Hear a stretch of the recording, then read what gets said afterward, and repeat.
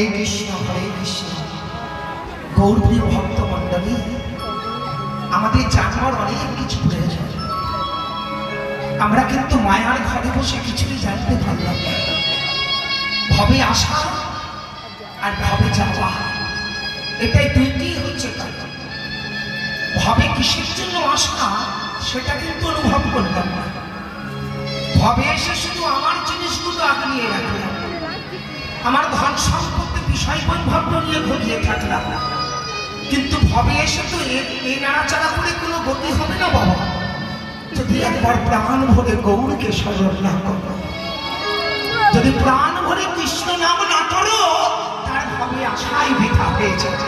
হরি বল হরি বল।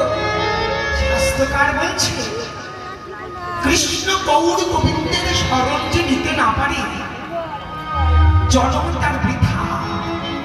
গৌর চরণে নিজেকে প্রদত্ত না করলে তার ভাবে আসাই বৃথা। কারণ আমরা তো বলে এসেছিলাম, হে প্রভু, জনমে একবার যেন তোমার স্মরণ নিতে পারি।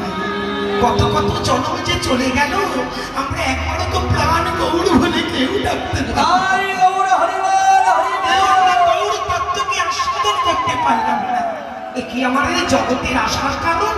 না না, মহাজন বলছে না গো, কৃষ্ণ ভজন যোগ্য দেহ পেয়ে যদি কৃষ্ণই না বললাম, জগতে মনুষ্য জনমটাই কোথায় চলে যায়। ধীর থেকে মানব জনম, ধীর কর্মের জীবন।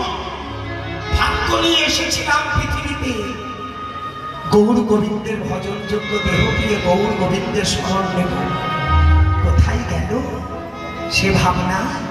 শুধু আমার আমার আমার আমার এই দুটি শব্দ বলতে বলতে আমার মুখ থেকে গৌর তোমার এ কথা ভুলে গেল।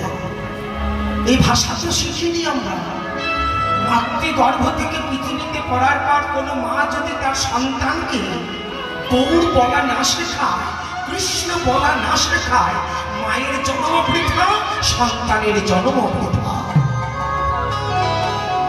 পিতামাতার কর্তব্য শুধু আধ্যাত্মিক জগৎ ছাড়া এই বৈষয়িক জগতে ভাবনাটা বৃথায় ভাবায়। কারণ আধ্যাত্মিক জগতে চৈতন্য কৃপা না হলে শুনেছি নাকি মানব জন্মে কৃষ্ণ ভক্তি লোপ পায়। কৃষ্ণ ভক্তি একদিন পরশুরাম যুদ্ধ সমাপন করে কথা বলবে না।